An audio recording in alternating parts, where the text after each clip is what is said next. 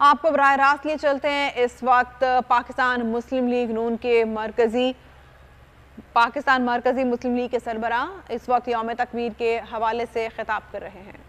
हमने 23 मार्च 1940 को इसी जगह पाकिस्तान का मुतालबा किया और पाकिस्तान का मुतालबा नजरिया पाकिस्तान की बुनियाद था।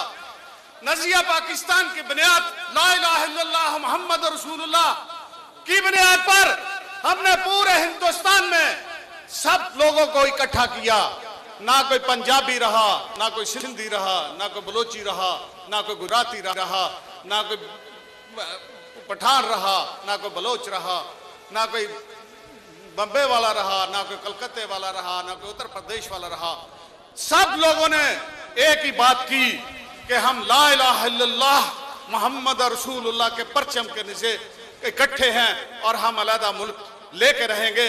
और आपने देखा कि 1947 में कायद मोहम्मद अली जिन्ना और उनके अकाबरीन दीगर लीडरान की ने मेहनत के साथ काम किया और हम एक अलहदा मुल्क लेने में कामयाब हो गए।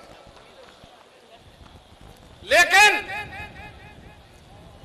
हमारे मुल्क में इंतशार की फजा पैदा कर दी गई, भाई को भाई से लड़ा दिया गया और आपने देखा कि फिर हमारा मुल्क दो लख्त हुआ।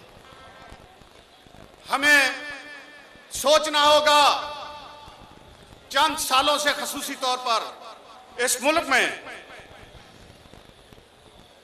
इंतशार की फजा को साजिशों के जरिए पैदा किया गया ताकि इस मुल्क में एटमी प्रोग्राम जो कि हमारा एटमी असासा है, जो कि हमारे अमन की, जो कि हमारे तहफ़्फ़ुज़ की ज़मानत है, उसको कमजोर किया जाए। आपने देखा कि इस प्रोग्राम को रोकने के लिए कभी प्रेसिडेंट अमेंडमेंट और कभी किसी तरह और कभी किसी तरह। फिर जब हमने एटमी धमाके करने थे, हिंदुस्तान ने एटमी धमाके किए, तो उसका जवाब में जब पाकिस्तान ने एटमी धमाके करने थे तो हमें बेशुमार तरह की तरगीबात दी गई। हमें मरकजी मुस्लिम लीग के सरबराह खालिद मसूद संधू का तकबीर कौन से खिताब इस वक्त जारी है, आपने मुलाहिजा किया। किसी भी खबर की तफसीलात के लिए विजिट कीजिए bolnews.com और देखते